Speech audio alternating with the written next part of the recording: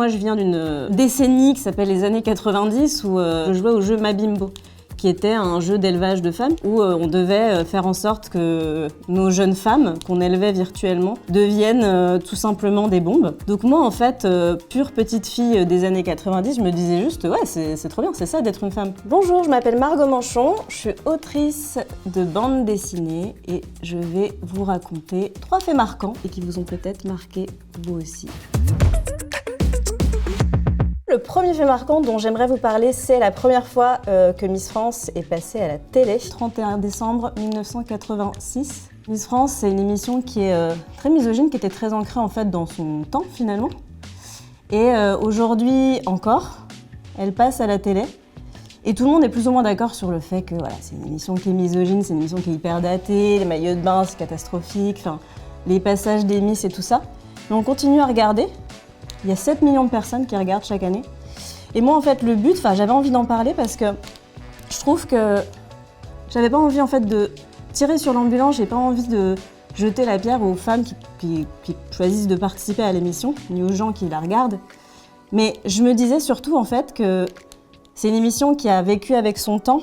C'est une émission qui progresse en fait avec les évolutions de la société. On dirait pas comme ça, mais par exemple les Miss maintenant, je crois qu'elles peuvent faire du 36-38, donc c'est quand même une grosse avancée. Elles peuvent même peut-être avoir un enfant, ce qui était interdit avant. Il y a 7 millions de personnes qui regardent, mais c'est toujours aussi chiant. C'est-à-dire que c'est 3-4 heures d'émission où il se passe pas grand-chose, il y a juste des femmes qui défilent sur scène, et ben on s'emmerde quoi. Donc ce que je proposais dans la BD, c'était vu qu'on était sur de la compétition et un peu d'humiliation, c'était de leur faire des trucs vachement plus fun. Du genre de la course en sac, je sais pas, des tirs de fléchettes, enfin des trucs vraiment qui dynamisent un peu l'émission. C'est très problématique d'avoir toujours une compétition basée sur des critères de beauté un peu louches, on va dire.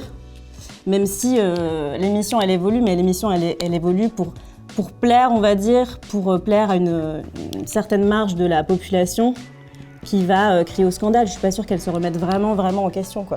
Donc ça, c'est Geneviève de Fontenay qui tient les Miss à la baguette. Voilà. Le deuxième fait marquant, ce serait le 24 mars 1974. C'était la première fois où La Petite Maison dans la Prairie est apparue sur les écrans. C'est une série que j'ai beaucoup regardée avec mon père. Donc ça passait en rediff sur M6, les vrais savent. Et on regardait Charles Ingalls en train de galérer tout simplement. Donc au début, ils sont 4 dans une maison faite en rondins de bois. Et c'est des pionniers américains et ils essayent de survivre en fait tout simplement. Et la série, elle est hyper religieuse. Et en fait, ce qui est intéressant avec cette série, donc il y a eu 1000 épisodes, et ce qui est intéressant, c'est que donc nous, on regardait ça comme une série un peu feel-good, alors que c'est pas du tout feel-good. C'est-à-dire que, en fait, Dieu, donc qui n'est jamais bien sûr représenté tel quel visuellement dans la série, joue avec les Ingalls. C'est pour ça qu'en fait, je fais une autre référence dans la BD, qui est, évidemment, vous l'aurez remarqué, je suis en train de détruire ça, les Sims. On a l'impression vraiment que Dieu joue avec les Ingalls, comme un peu nous, on pouvait jouer avec les Sims. C'est-à-dire quand on leur enlevait l'échelle, juste pour pouvoir passer du bon temps. Là, on a juste Dieu qui leur met des épreuves catastrophiques sur le coin de la tête. Donc tout tourne autour du fait en fait de savoir gérer les épreuves de Dieu. Il y avait vraiment des valeurs de famille hyper d'ailleurs rétrogrades. Mais il y avait un truc un peu de les voisins s'entraident entre eux. Je pense qu'il y a peut-être des gens qui fantasment un peu ce genre de truc. Ce qui est intéressant, c'est qu'à la fin, peu de gens le savent parce qu'il y a beaucoup de gens qui ont lâché l'affaire, qui ont arrêté de regarder la série parce qu'après ils vont en ville, c'est beaucoup moins intéressant. Mais ils finissent par faire péter Walnut Grove juste parce qu'il y a des gens qui vont reprendre la ville, des pourritures de capitalistes. Et je trouve que le message est plutôt sympa finalement. Ils préfèrent faire péter tout ce qu'ils ont construit pour pas que ça tombe aux mains de méchants de la ville, quoi. Donc finalement, c'est plutôt cool la petite maison à la prairie, quoi.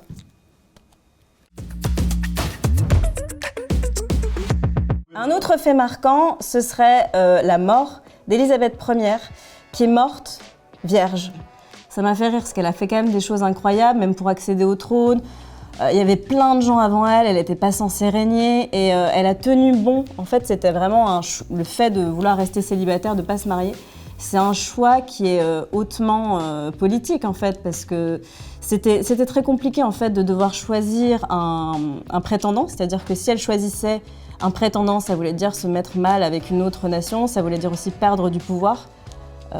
Ça voulait dire voilà, que quelqu'un allait prendre l'ascendant sur elle. Je la fais un peu joyeuse, je pense pas qu'elle était si joyeuse. Et ouais, ça me fait rire qu'on retienne ça en fait, et ça m'a un peu interpellée ce truc de la virginité. Sachant que, évidemment, il y a plein de sources qui disent qu'elle ne serait pas forcément restée bien sûr vierge. Je pense qu'elle avait des amants. Et elle avait bien raison. Mais officiellement, en tout cas, elle a tenu ce rôle-là. Moi, j'ai grandi en m'interpellant sur ma virginité. Je me demandais vraiment, est-ce que ma virginité est importante? Est-ce que je perds de la valeur si je suis plus vierge? Est-ce que je perds de la valeur si j'ai des partenaires sexuels? Donc c'est un truc intéressant. Et aujourd'hui, vous avez beaucoup de podcasts. Enfin, on va vous expliquer en fait, votre body count est important. Ce qui me fait marrer, c'est que des fois, vous voyez des mecs qui sont en train de raconter des trucs, en fait, ils sont complètement tout seuls dans leur pièce. Il n'y a absolument personne devant eux. Mais il y a bien sûr la métaphore de la serrure. On va vous expliquer qu'une femme est une serrure et que si elle peut être ouverte par tous les trousseaux, ça n'a plus aucun intérêt pour un homme. Donc ça, c'est des discours hyper dangereux qu'il faut vraiment... En fait, il faut prendre conscience qu'ils sont là. Et on n'est pas en 1603, je tiens à le rappeler. Et il faut vraiment les désacraliser. Il faut s'en moquer, je pense. Il faut dire qu'ils sont là. Et il faut faire des petits dessins rigolos où ils ont vraiment des têtes là, avec des nez en phallus. Et voilà, il faut dire que c'est complètement archaïque, débile et qu'il ne faut vraiment pas avoir avoir parlé avec beaucoup de femmes pour avoir ce genre de discours. Je vais juste faire une femme que tranquille,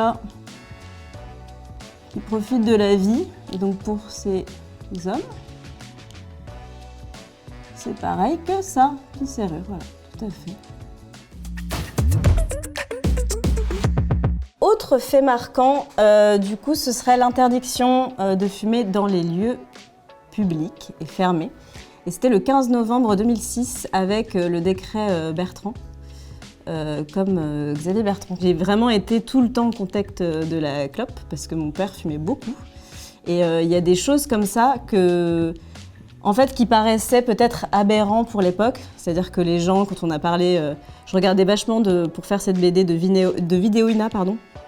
Et il y a des gens qui étaient ulcérés parce que leurs droits individuels, leur liberté, tout ça. Et maintenant, tout le monde trouve ça, rétrospectivement, tout le monde trouve ça un peu logique. Même ceux qui fument, ils se disent, bon, voilà, on fume plus dans les restos, c'est peut-être pas si mal, quoi. Mais c'est vrai que ça a fait quand même beaucoup parler à l'époque. Là, ça a refait parler récemment. En fait, c'est sans fin. Le début d'essayer d'interdire un peu ça, c'est 1992 avec la loi Evian.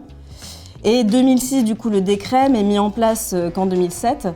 Et il n'y avait pas que les restaurants, il y avait les hôpitaux, les écoles. Enfin, en fait, il y a des choses qui semblent hyper logiques.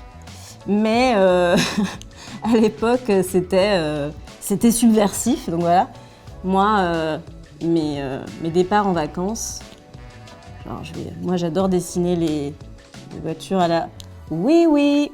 Donc voilà, on part là-dessus. Voilà, donc je vais vous dessiner, je vais vous représenter mes départs en vacances. Donc là, on a tout simplement mon père qui fumait des gitanes blondes. Je lui ai fait juste comme ça. Voilà. Bien heureux, parce qu'on va quand même au camping dans le sud à Montpellier, donc on est quand même super contents. Et la clope. Alors vitre fermée, sinon c'est pas marrant. Hop. Et du coup, tout simplement, la fumée. Et donc ça, donc les années 90, c'était complètement légal, apprécié. La question du tabagisme passif, on en parlait pas trop. Donc je trouve ça quand même à mourir de rire. Après, il y a eu aussi, voilà, je pleure un peu, il y a eu quand même plusieurs étapes à cette interdiction. C'est pas venu tout seul, mais il y avait des trucs vraiment complètement ridicules, genre dans les restaurants. Et vous aviez du coup donc les gens qui fumaient pas, qui allaient au restaurant, donc ils sont bien contents, passent un excellent moment, une belle coupe de cheveux. Et en fait, on vous accueillait au restaurant en disant bah, zone fumeur ou zone non-fumeur. On disait bah, zone non-fumeur. Et pour ce faire, ils avaient installé, on va faire un petit verre de vin, voilà, un bon moment. Ils avaient astucieusement installé un rideau. Et là, on n'est pas bien là? Il y avait tout simplement des gens avec des énormes mégots, voilà, en train de fumer.